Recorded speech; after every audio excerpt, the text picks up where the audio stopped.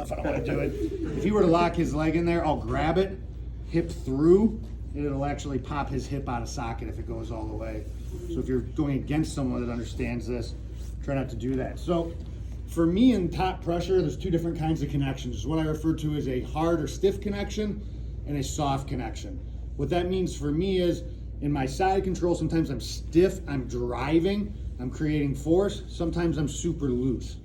In this position, I utilize both of those. When I'm fully locked in, I'm cranking, I'm compressing his chest, I'm always using a stiff connection. When I don't have it locked up yet, I'm always loose, because the other danger is I don't want him to take me up to 1 or 2 o'clock and roll me through. What I mean by that is if he connects his arms around my body and I'm here and I'm super stiff, roll me over, super easy, right? Now he's on top. But if he tries to do that and I'm loose here, I don't go anywhere, right? Now, of course, because I'm not connected there, he could get out the back door. But the first thing I want to go over is something I have my students drill a lot. I call it surfing, basically. I want to get right on his diaphragm with my ribs right here. To set it up, I'm going to let him put his arm here. One of the keys to this position is I want my shoulder outside of his. So if I put my arm here on the mat, and I get 90-degree angles, I'm perpendicular from my body, and I'm perpendicular from the mat, my shoulder will inevitably be outside of his. From here, I want to make up the distance between my hip and his armpit to get right in the middle. Otherwise, if I'm here, it's pretty easy for you to move around, right? Pretty comfortable, you can breathe, do all that stuff. Whereas once I get here, now he's limited some motion. Now I'm on that diaphragm, I'm starting to rob him of his breath.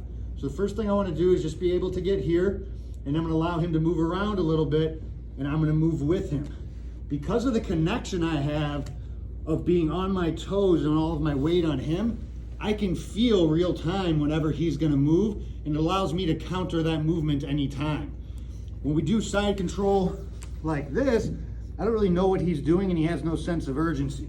Anytime I'm in side control, my hips are always higher than my shoulders and I'm driving down pressure. Exact same concept. So all we're going to do to start out, we're going to put our arm outside of our opponent. We're going to move out till it's 90 degrees. We're going to move our entire body forward so we're hip into the armpit. From here, we're going to take our elbow off the ground and we're just going to chill. Our opponent's going to move around and we're just going to counter them. Obviously, if we have a belt differential, you're a white belt going with a purple belt, of course you can escape. The goal is to give them good feedback and keep them kind of right on that edge. If we can maintain this position without a grip, then no one's getting us out once we actually achieve that grip that we're looking for. The same's true in pretty much any position. At my gym, we don't do traditional warm-ups, we do positional rolling. So instead of doing forward rolls, shrimps, all that stuff, we do 3 minutes top mount, 3 minutes bottom mount, side control, all those things. Most of my jiu-jitsu revolves around positional control and positional dominance. Something I say all the time is 100% of my weight on my opponent, 100% of the time. Gravity's free energy. I want to be smothering people anytime I can. I'm a bigger man, obviously. My wife Katie is here. She can also help you with anything as a smaller person. This is not big guy jiu-jitsu. We had one of our other instructors does all the stuff I do. He competes at rooster weight, which I believe is 124 pounds, straight pressure jiu-jitsu, and I don't like having him on top of me either. Does anyone have any questions on this? Super basic. All right, let's drill it. Locking up the Kesa Gatame position before we get into some submissions. There's obviously different ways to do it. What I'm showing you is what I found to work the best for me. There may be things that you learn elsewhere or that work depending on your body type a little differently. My goal is to get to the center of his chest, pull down and through and compress him. In drilling it, occasionally people will tap. Rolling, people will. I've had more submissions actually in competition from dropping pressure and doing this. And from what I've figured out, I believe, is just because people's heart rate is higher, they're more amped up. It takes their breath away quicker. I don't use it as a submission. If someone taps, great, then I don't have to do anything else. But I want to make them, horribly uncomfortable if I can. So we're here in this position. We're surfing. From here, my thumb, as if it's coming into my mouth, around his head, comes through. I want to take a 4-finger grip on my thigh as close to his shoulder as I can. My legs are in the same position here, so I'm at this 90 degree. I don't want to come inside of 90 because what'll happen is if I'm up here, if he swings his legs up in the air and then tightens them and swings them down, push away on me, he's gonna get me. However, if my leg is here, canted in, now try it, it's gonna do nothing, right? All I'm doing is connecting here and leaning on him. I haven't started to apply any pressure yet. So from here, now I want to get his head up off the ground a little bit. So there's two ways to do this with the front foot. What I typically do is lean over and then just set it. If you don't want to or unable, you can heel toe to get up to here. And right now I'm driving through him. The next switch is I'm going to pull down with my toes and really drop pressure. Right now, in theory, he could push me off here, right? There's a little bit of movement and connection there. This shoulder, my top shoulder, left in this case, is gonna come forward. I'm gonna scoop my hips, come down, and pull up on him. Dropping as much pressure as I can. Try to move around. Pretty uncomfortable? Yes. Very hard to breathe. So you're starting to make it so that they cannot breathe. When he says it's hard to breathe, they're compressing that diaphragm down. The more movement he tries to generate on the bottom, the more you're gonna rob his breath away from him. So normally, when I get into this position, lock everything in my head I count to 5, then I begin to attack. I already want them panicking before I begin to. Sometimes they tap before that, that's okay. So again, move out to 90 degree angles here. Your front foot comes out between 10, 11 o'clock. We're at 9 o'clock over here. 4-finger grip comes in. I'm driving off in order to make sure I'm set.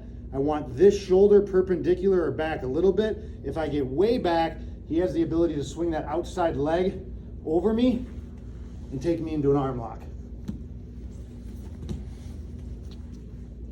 Come in, heel toe, or just reset. Drive down and through, pulling up on the head. Let your opponent try to move around. Not really anywhere to go. Anybody have any questions? I'll come around and help you guys. If you guys want to feel it, just ask. Katie can help you also. Let's run an end of this. I'm watching the clock. I'm going to go over my favorite entry from bottom side control where I roll people into this. I roll them right into the wrist lock normally. So once we end up in this position, if he doesn't have his hands connected, and I'm just sitting here so I can talk, so I'm not smashing him the whole time, I just trace back until I find his wrist, 4 fingers, and then he's completely contained here. I lean my leg in so it's up against his forearm, and his entire tricep and elbow are caught here. There's no way for him to effectively get out of this, and I'm able to put 100% of my weight down on his wrist. Obviously, I'm not going to do that, but it gets a pretty quick tap. If I'm applying pressure and doing it, I just come back, contain it, and that's it. So if you guys want to drill that one, you can. It's one I always show because it's one I do a lot. If you don't do those, or at your belt level they don't allow it at your school, that's fine, don't drill it. But we're going to go over the Americana. So to put it in context off of the wrist lock, as I'm going back, if he pummels to the inside, just do this with your hand, yeah, he ends up here. I come to a thumb in grip here. I take my lead leg, which would already be here. I kick it out. I push his arm down. I retrieve it. I go to a figure 4 position here with my legs. He can try to move around, do whatever he wants. He's not going anywhere. He's got tight shoulders like I do. Someone is very, very flexible, they can go pretty far here. I used to do this by turning my hips over. And then I trained with a really high level guy who was crazy flexible, and he started being able to spiral out of it when I was doing it. So I had to make some adjustments. So the hand positioning is very important here. I'm pulling his head up still. I'm gonna S grip with my hands. My knees and shoulders, you see, are in a line connecting. My hips way back here. I wanna bring my hip in line with my knees and shoulders. The way I do that is by pulling up on his head in this S grip, and slowly with your partners, everybody's got different flexibility, I bring my hip in line by thrusting it forward. That's all it takes sometimes, right? So if I were to do that with pressure on there, I'd be here, push him down, retrieve it. He's already elevated. My legs are figure forward, S grip. That's all it takes. Anybody have any questions on it? Anybody pretty flexible here? You are? I'm fairly flexible. Let me teach you. I won't put pressure on. That's fine.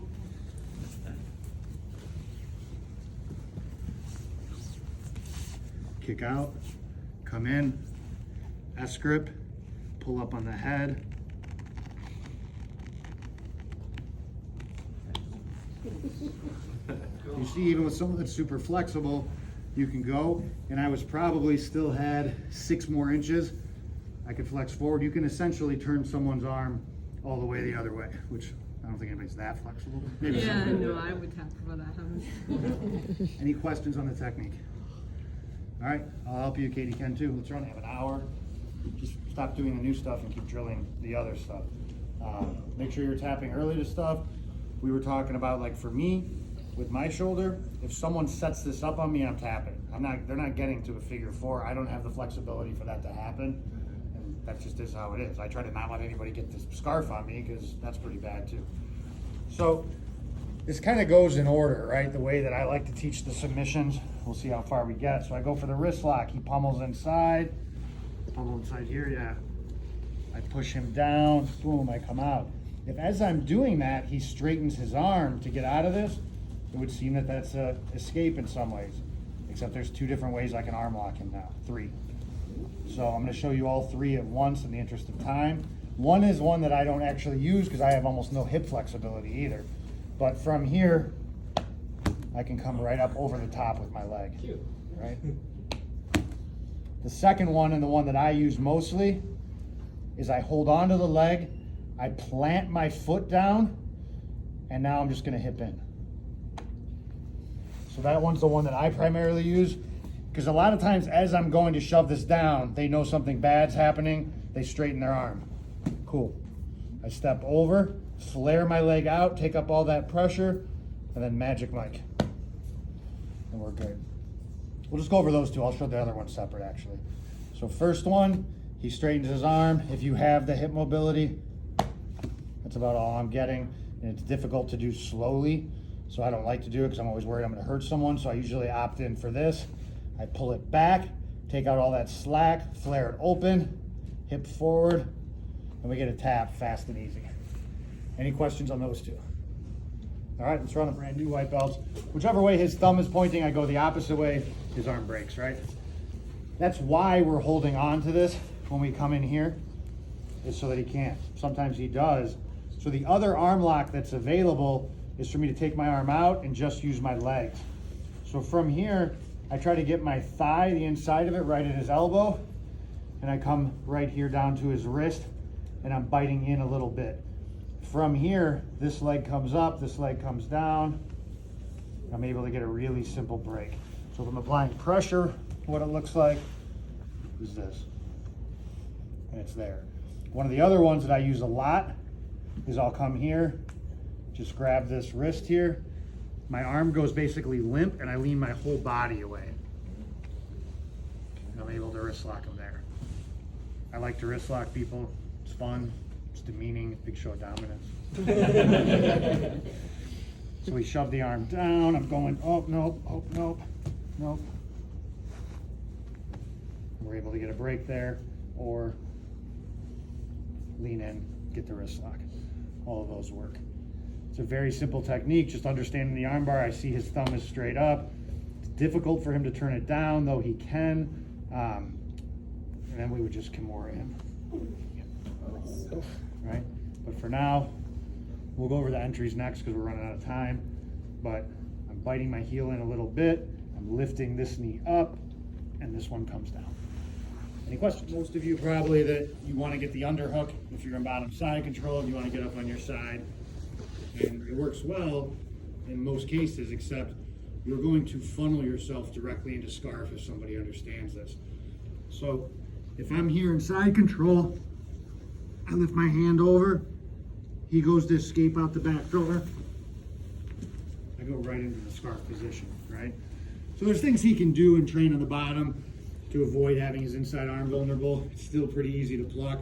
So be very careful if you guys get, well, be careful if you're going against someone, I suppose, that's good at this position. So that's my main entry from side control is here. I'll usually come here and we're right into it. Pretty standard. The other one that I do a lot is from bottom side control. So come up top. So as he's passing, I get a lat grip here, right? As he goes to continue to pass, what he's gonna do 100 out of 100 times is try to get me flat on my back. If it's a points competition, it's the only way he's getting points. If he wants to control me, it's the only way he is. Otherwise, I'm gonna kick over to turtle, right? So as he does that, I grab his wrist, he goes to pull me back, I get hip to hip on him, just like a standard standing judo throw. I look over my shoulder, I bring my own elbow back to collapse. Now I'm even tighter to him. Now I'm gonna switch my legs. I'm gonna pull his head through. And I'm right in. If you're doing competitions, you probably know this, but note you do not get points for this.